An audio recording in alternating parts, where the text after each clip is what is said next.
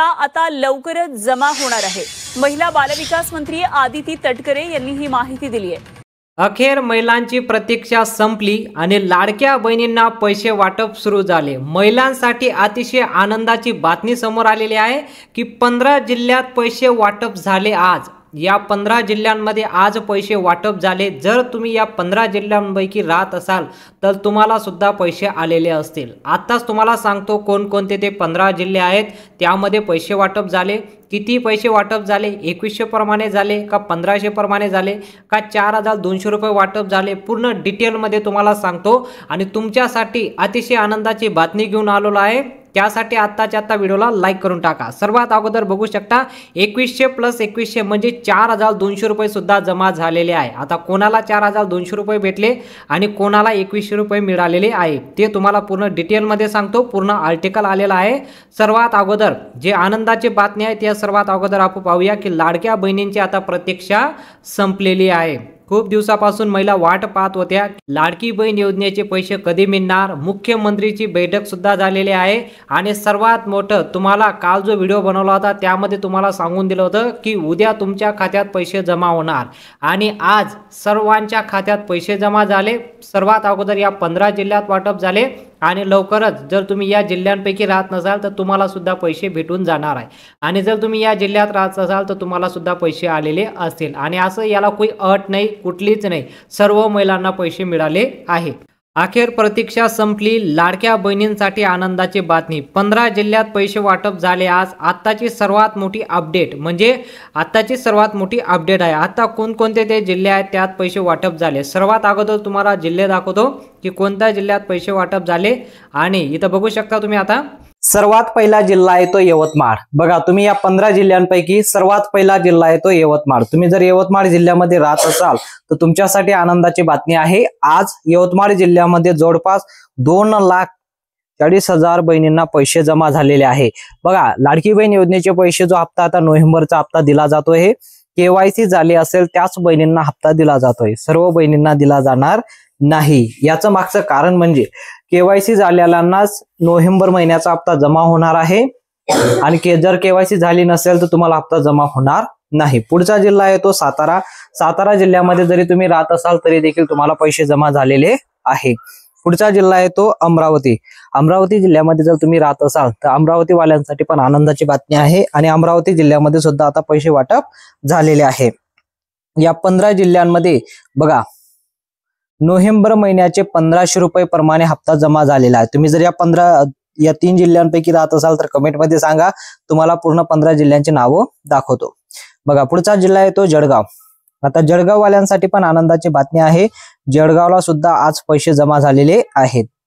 तुम्ही जर जळगावमध्ये राहत असाल तुम्हाला सुद्धा आनंदाची बातमी आहे, तुमच्या खात्यामध्ये सुद्धा आज पैसे जमा झालेले आहे।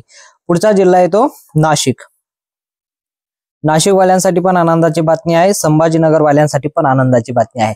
आता बघा संभाजीनगर मध्ये सुद्धा आता लाडकी बहीण योजनेच्या संख्येने संभाजीनगरमध्ये भरपूर बहिणींची KYC झालेली आहे आणि बहिणींना पैसे जमा झालेले आहेत। संभाजीनगरमध्ये सुद्धा लाडक्या बहिणींना 1500 रुपये प्रमाणे हप्ता जमा झालेला आहे। तुम्ही जर या 3 जिल्ह्यांपैकी राहत असाल तुम्हाला देखील हप्ता जमा झाला असेल। पुढचा जिल्हा आहे तो रत्नागिरी। रत्नागिरी जिल्ह्यामध्ये जर तुम्ही राहत असाल तरी देखील पैसे जमा झालेले आहे। धुळे जिल्ह्यामध्ये राहत असाल तरी देखील पैसे आलेले आहे आणि रायगड जिल्ह्यामध्ये राहत असाल तरी देखील पैसे जमा झालेले आहे। तर बघा या 9 जिल्ह्यांपैकी राहत असाल तर कमेंटमध्ये नक्की सांगा। पुढचा जिल्हा आहे तो मुंबई, त्यानंतर येतो नंदुरबार, त्यानंतर येतो बीड। या 12 जिल्ह्यांपैकी जर राहत असाल तरी कमेंटमध्ये सांगा। आता शेवटी 3 जिल्ह्यांची नाव आलेले आहे, पुणे, कोल्हापूर आणि अहमदनगर। आता या 15 जिल्ह्यांपैकी जर तुम्ही राहत असाल तर नोव्हेंबर महिन्याचे 1500 रुपये तुमच्या बँक अकाउंट मध्ये जमा झाले असतील। आता भरपूर बहिणींना प्रॉब्लेम येतोय की मेसेज आला नाही, तर तुम्हाला मेसेज यायला प्रॉब्लेम होतोय तर तुमच्या मोबाईलवर तुम्ही चेक करू शकता, गुगल पे किंवा फोन पेच्या माध्यमातून चेक करू शकता की हप्ता जमा झाला की नाही। किंवा जर हप्ता तुम्हाला चेक करता येत नसेल तर तुम्ही बँकेत जाऊन किंवा CSC सेंटरला जाऊन चेक करू शकता। आता लाडकी बहीण योजनेवरच तुम्ही अवलंबून राहू नका, कारण महाराष्ट्र शासन भरपूर योजना आपल्या महाराष्ट्राच्या नागरिकांसाठी आणत असतं, म्हणून राज्य शासनाने वेगवेगळ्या योजना सुरू केलेल्या आहेत।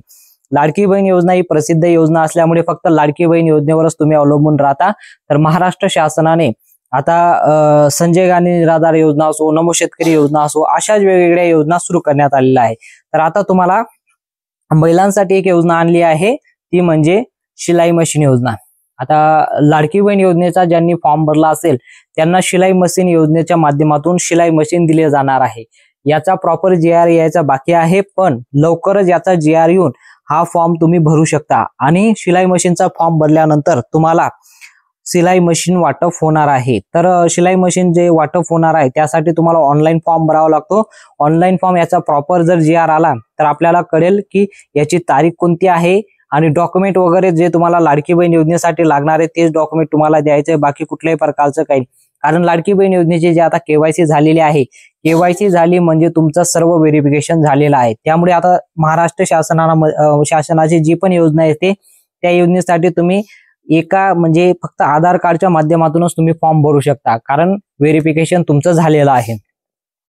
कुठल्याही प्रकारचा तुम्हाला प्रॉब्लेम येणार नाही. कारण आदित्यताई तटकरे मॅडम यांनी स्वतः सांगितलंय की हे KYC फक्त तुम्हाला लाडकी बहीण योजनेसाठीच नाही तर महाराष्ट्रामध्ये जेवढे पण योजना असतात सर्व योजनांसाठी तुम्हाला कामात येणार आहे.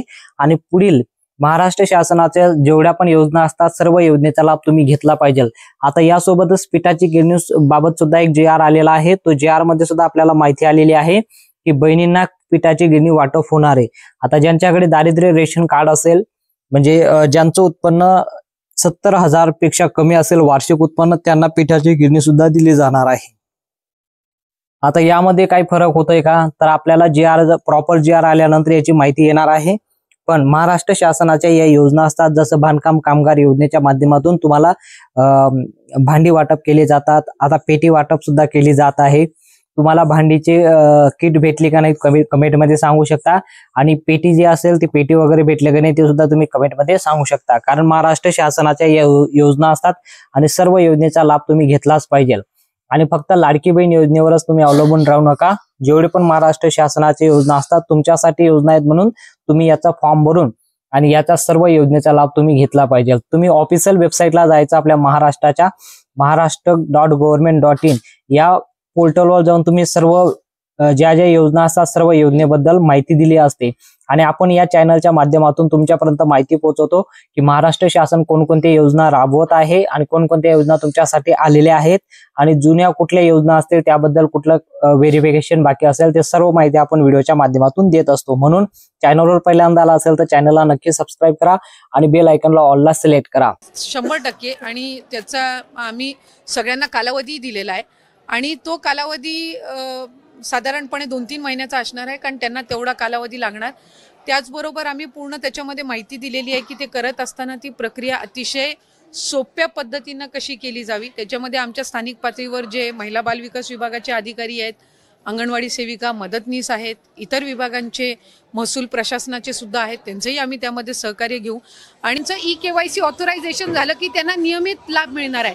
म्हणजे या ज्या तक्रारी आहेत की 1 महिन्याचा लाभ मिळाला, दुसऱ्या महिन्याचा मिळायला विलंब झाला, तिसऱ्या महिन्याचा त्या ठिकाणी थांबला गेला, तर या सगळ्यामध्ये सरळता आणि त्याचबरोबर सुलभताही त्या निमित्ताने येणार आहे. त्याच्यामुळे या 2-3 महिन्याच्या कालावधीमध्ये जे लाभार्थी आहेत त्यांनी KYC करून घेणं आहे.